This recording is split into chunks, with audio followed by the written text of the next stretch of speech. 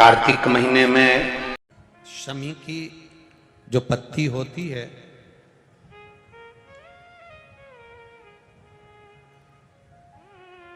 शमी की जो पत्ती होती है, एक पत्ती में जितनी पत्तियां लगी होती हैं और एक पत्ती के अंदर, जरा ध्यान देंगे, जैसे इस पत्ती में ढेर सारी पत्तियां लगी हुई है, उस पत्ती में से भी एक पत्ती तोड़ोगे और एक पत्ती तोड़ने पर उस पत्ती को भी अगर गिनोगे तो उसमें बहुत सारी पत्तियां होती हैं। आज प्रयास करना, अगर कहीं आपको शमी की पत्ती मिले तो जैसे ये पत्ती, इस पत्ती को तोड़ा गया, इस पत्ती में से एक पत्ती निकाली गई और एक पत्ती निकालकर आप धीरे से रखना, और उसमें भी बारीक बारीक बारीक बारीक बारीक बारीक बहुत सारी पत्तियां नजर आती हैं। शिव महापुराण की कथा कहती है, जो सोमवार की अष्टमी हो या प्रदोष का व्रत हो या 12 महीने की शिवरात्रि हो या किसी भी दिन प्रदोष काल के अंतर्गत शंकर भगवान को एक शमी का पत्ता कोई भूलवश भी समर्पित कर देता है, तो जितनी एक पत्ती में पत्तियां होती है और उस पत्ती के अंदर भी एक पत्ती को तोड़ने के बाद जितनी पत्तियां होती है, उतने जन्म मृत्यु लोक में मनुष्य के नहीं होते। 84 लाख योनियों में से वो योनियां कट जाती हैं और देव योनि प्राप्त हो जाती है। एक शमी पत्र की इतनी महत्वता है। गुड़गांव से एक बहन जी आई थी, वो एक बात कर रही थी कि गुरुजी, मैं जहां रहती हूं उस गांव, उस सोसाइटी से शिव जी का मंदिर कम से कम 3 किलोमीटर दूर है। अब मैं रोज बेटे से कहूं कि मुझे तो 3 किलोमीटर दूर मंदिर लेकर जा, ले जाएगा क्या? अरे बोलो तो जम के। मैं अपने पति से कहूं कि तू 3 किलोमीटर दूर मुझे मंदिर लेकर चल, रोज रोज ले जाएगा क्या? अभी हम आ रहे थे, इसके 1 घंटे पहले यहाँ पर हम जहाँ रहते हैं कक्ष में, उसके बाहर एक माताजी बात कर रही थी दूसरी माताजी से, कहे कि मैं तो मेरे पति को बोलकर साथ में लेकर आई हूं कि अपन केवल आधा घंटा की कथा सुनेंगे, उसके बाद आ जाएंगे। हम कल से आए हैं और कल हमारा पति यहाँ आया और कहने लगा चल अपन यहाँ से फिर चलते हैं, चल चल चल। और उसने रात की जो आरती करी शाम की प्रदोष काल की, उसके बाद हमारा पति हमसे बोला अब तो पूरी 5 दिन की सुन के ही जाए। तो माताजी ने पूछा नोएडा वाली ने कि गुरुदेव ये बताओ कि हम 3 किलोमीटर दूर ना बेटा लेकर जाए, 3 किलोमीटर दूर ना हमें हमारा पति लेकर जाए, 3 किलोमीटर दूर बिना मैं साधन के जा नहीं सकती, और नीचे उतर के इतनी ट्रैफिक में जाऊं और कुछ हो जाए, शरीर को कोई ठोकर मार जाए, टल्ला देकर चले जाए, शरीर में कष्ट हो जाए, तो फिर मंदिर कैसे जाऊं? अब आप बताओ, आप कहते हो सारी समस्या का हल 1 लोटा जल, अब ये समस्या भी मेरी मिटा, ये भी समस्या। अब तुम बताओ कि मैं जाऊं तो जाऊं कैसे? तो हमने कहा मां, शिव पुराण की कथा कहती है जब तक शरीर चले तब तक भगवान के मंदिर जाकर 1 लोटा जल चढ़ाओ, और जब तुम्हारा शरीर ही इतना भारी हो गया, चल नहीं पाती हो, जा नहीं पाती हो, तो फिर एक काम करो, अपने घर के अंदर जो शिवलिंग है उस शिवलिंग पर जल चढ़ाओ और बाबा से प्रार्थना करो कि मेरे इस जल को महाकाल राजा तू स्वीकार करना, मेरे इस जल को काशी विश्वनाथ तू स्वीकार करना, मेरे इस जल को बाबा वैद्यनाथ तुम स्वीकार करना, मेरे इस जल को हे कृष्णेश्वर नाथ तुम स्वीकार करना। वो स्वीकार करे। बचपन में बच्चा सोया रहता है, माँ और बाप को उस बच्चे के पास आना पड़ता है। बच्चा जब बड़ा हो जाता है, उसे भूख लगती है, प्यास लगती है, तो वो अपने माता पिता के पास आता है।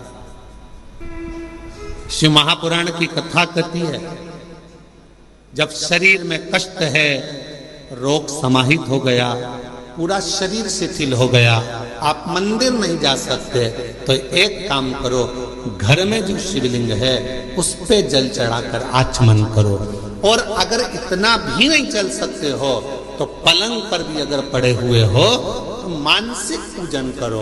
आज मैंने भोलेनाथ जी को जल चढ़ा दिया है। बाबा मैंने आपका जल चढ़ा हुआ पी लिया है।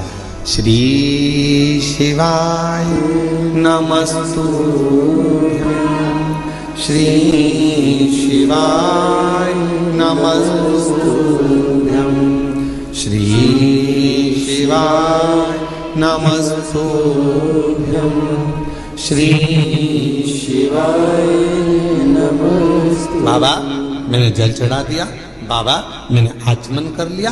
पलंग पर पड़ो, शरीर नहीं चल पा रहा, आप अपने कमरे से निकल भी नहीं पा रहे हो, कहीं जा भी नहीं पा रहे हो, तो भी उस शिव को याद करो, उसका भजन करो, उसका स्मरण करो। तुम नहीं जा सकते तो क्या हुआ, तुम्हारे भक्ति के बल से एक दिन कुबेरेश्वर बाबा तुम्हारे दरवाजे तक जरूर पहुंचेगा, तुम्हारे घर तक जरूर पहुंचेगा। आप जाओ उस तक।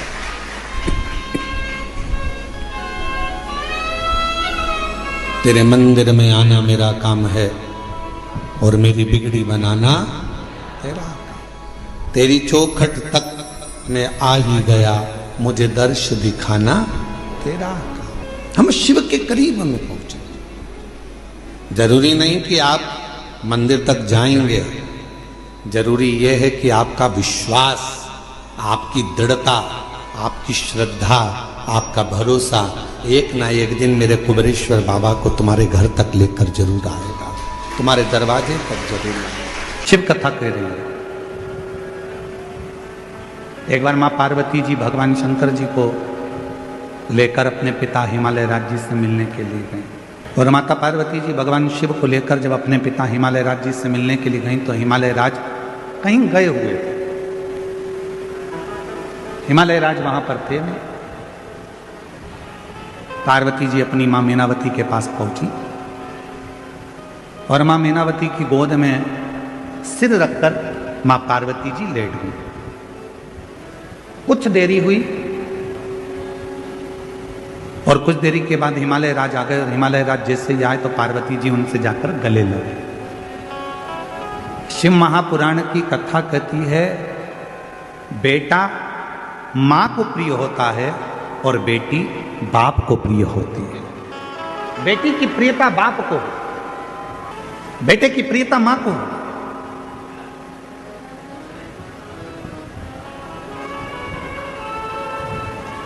अगर बेटे को कुछ चाहिए होगा ना तो सबसे पहले वो अपनी मम्मी से कहेगा, मम्मा आई 500 रुपए की जरूरत है, आई पापा से कहना दिलाना, भाऊ से बोलना 500 रुपए दे। बेटे को जरूरत होती है तो वो अपनी माँ से कहता है, और बेटी को किसी भी चीज की जरूरत होती है सबसे पहले अगर बेटी बोलती है तो अपने पापा से कहती है, पापा ऐसी बात है, मुझे पढ़ाई करना है, इस कॉलेज में जाना है, इस स्कूल में जाना है, मुझे ऐसा करना है, मुझे ये कोचिंग करना है, मुझे ये करना है। उसकी प्रियता उसके पिता से।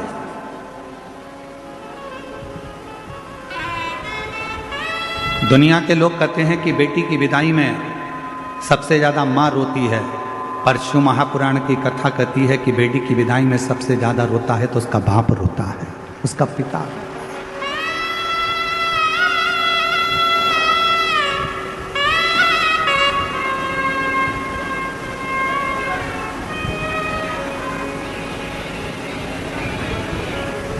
दुनिया का एक दान सबसे विचित्र दान है और वो है कन्यादान। दुनिया का एक दान सबसे विचित्र दान है और वो है कन्यादान। एक बाप अपने दिल की, अपने घर की सारी खुशियां दूसरे के हाथ में दान दे देता है, अपनी बेटी का दान कर देता है।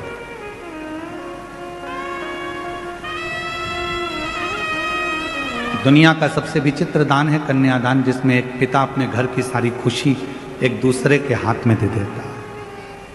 कन्या दान देने वाले ने तो दे दिया, पर दान लेने वाले ने उसको समझा कि नहीं समझा ये पता नहीं। जितने बैठे हो सकता है हमारी बात का आपको बुरा लग जाए, और लग जाए तो लग जाए, पर शिरडी में कहकर जरूर जाऊंगा। जितने बैठे हो और जितने आस्था चैनल पर कथा श्रवण कर रहे हो, जितने फेसबुक यूट्यूब पर सुन रहे हो, जितने सोशल मीडिया पर कथा सुन रहे हो सकता है हमारी बात का आपको बुरा लग जाए, पर कहूंगा जरूर। देने वाला व्यक्ति देता है और लेने वाला व्यक्ति लेता है। लेने वाले ने लिया, देने वाले ने दिया। देने वाले को मालूम है अगर वो साड़ी दे रहा है तो देने वाले को मालूम है कि साड़ी कितने की आई, 500 की कि 1000 की। उसने उठाई, तुमको दे दी। लेने वाले ने क्या कीमत आकी हो, इकट्ठी ले आया होगा, 200-300 रुपए की होगी। बोलो बोलो, सही है कि गलत है? देने वाले ने कीमत बाजार से लाया देने वाला, और कीमत आंक कर देने वाला जब लेकर आया उस साड़ी को, उस वस्त्र को, उस आभूषण को, उस बर्तन को, उस रकम को, उस सामान को उसने उसको देना था, तो वो लेकर आया तो उसके पास कीमत की थी। जिसने ली उसने कीमत नहीं आकी, उसने कीमत नहीं देखी। जिसने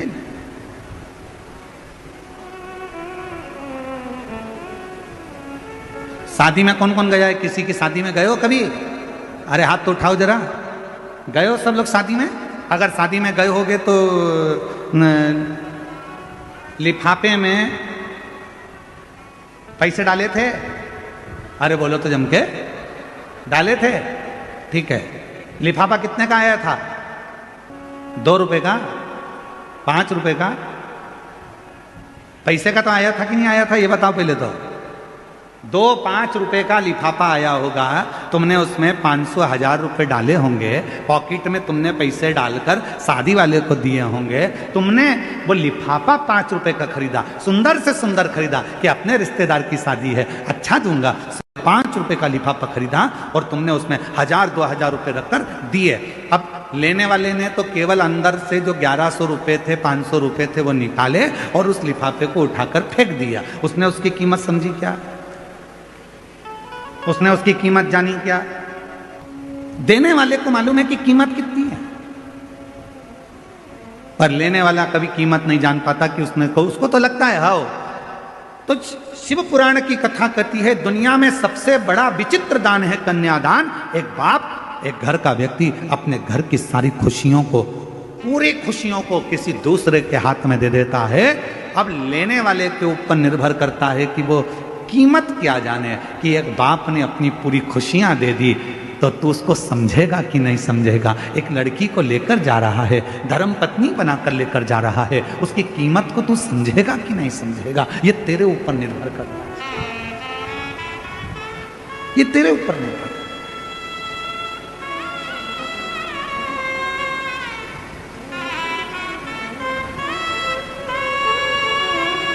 पार्वती जी माँ की गोद में सिर रखकर सो रही थी, और माता पार्वती जी जब अपनी माँ मैनावती की गोद में सिर रखकर सो रही थी, पिताजी हिमालय राज का आगमन हो गया।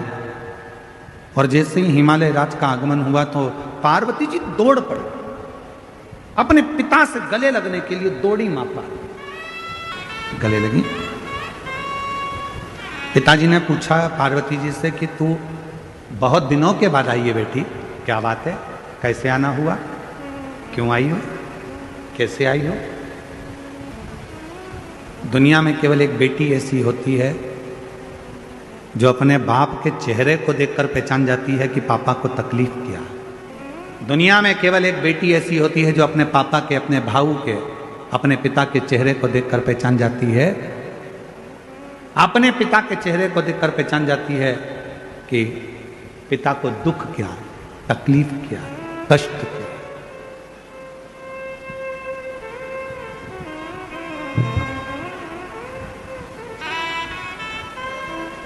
पिता को देखकर समझ जाते हैं।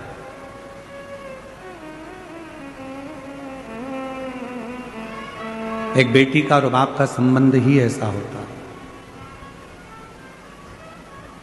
बेटी बाप का चेहरा देखकर पहचान जाती है कि पापा को तकलीफ क्या है, और बाप फोन पर भी अगर बात करेगा ना बेटी से तो समझ जाएगा कि मेरी बेटी को तकलीफ क्या है।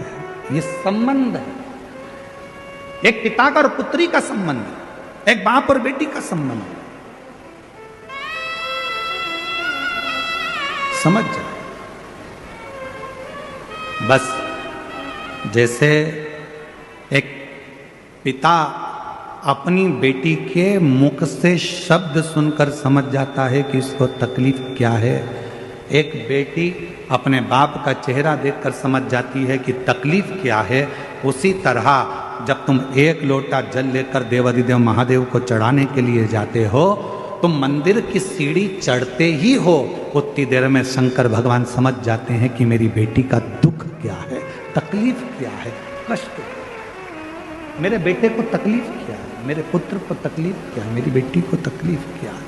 उस समय पार्वती मैया का प्रागट्य हो,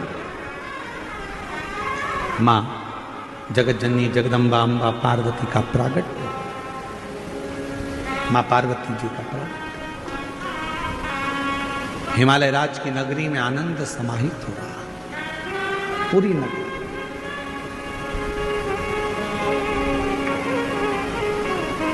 पूरी नगरी।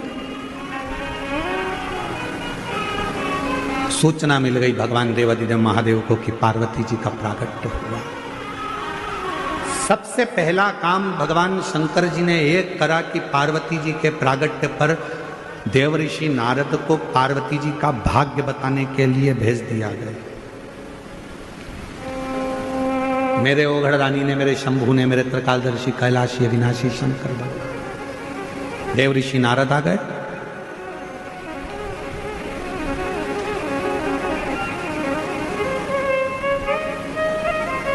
मैनावती की गोद में पार्वती जी थी। देवऋषि नारद जी ने जैसे ही देखा तो उनका भाग्य बताना प्रारंभ किया। इनको जो पति मिलेगा वो भस्मी रमाने वाला, जटाजूट बांधने वाला मिलेगा। तुम्हारी पुत्री पार्वती को जो पति मिलेगा वो नग्न वेशधारी मिलेगा। और फिर निवेदन है, भाग्य बताने वाले तो दुनिया में ढेर मिल जाएंगे, पर भाग्य बनाने वाले ढेर नहीं मिलेंगे। भाग्य बनाने वाला तो देव अधिदेव महादेव ही। भाग्य तो कोई भी बता देता है, भाग्य तो कोई भी बता देता है। कहीं पर भी चले जाओ, भाग्य बताने वाले ढेर सारे मिल जाएंगे। आपने देखा होगा, आप तो शिरडी में रहते हो, आप लोग तो कभी मुंबई जाते हो, कभी पुणे जाते हो, रेलवे स्टेशन के बाहर भी कोई ऐसी बहुत सारी वो लेकर बैठ जाते हैं, और एक पोपट को, एक मिट्ठू को, एक तोते को, वो मिट्ठू, वो तोता, वो पैरट, वो पोपट एक पर्ची उठाकर लाएगा और फिर भाग्य खोलेगा, फिर बता देंगे कि तुम्हारी भाग्य ऐसा। बोलो सही है कि गलत है? भाग्य तो कोई भी बता दे। भाग्य बताना बहुत बड़ी बात नहीं है, पर भाग्य बदलना बहुत बड़ी बात है।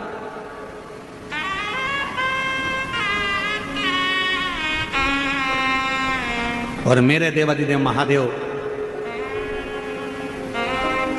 किसी का भाग्य कभी नहीं बताते।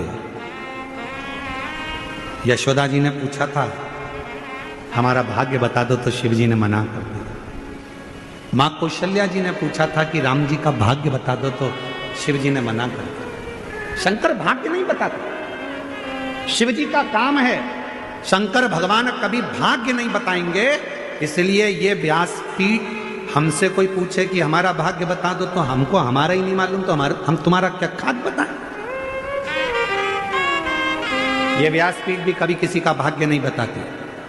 सियोर वाला महाराज कभी किसी का भाग्य नहीं बताता।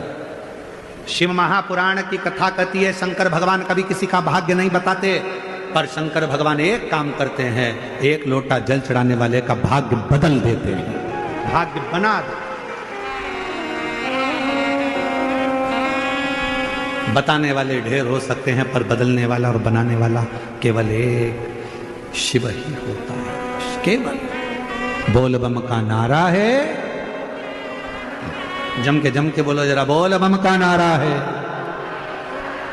हार हार महान।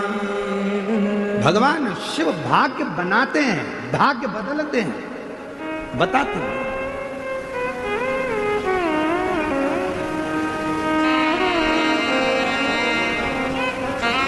देवऋषि नारद ने भाग्य बताया।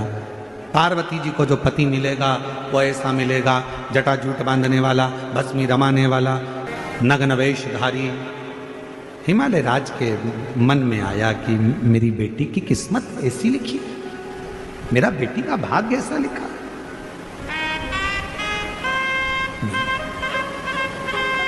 मैनावती रोने लगी। हिमालय राज ने कहा कि क्यों रोती, क्यों रो रही हो? मेरी बेटी का भाग्य ऐसा ऐसा मत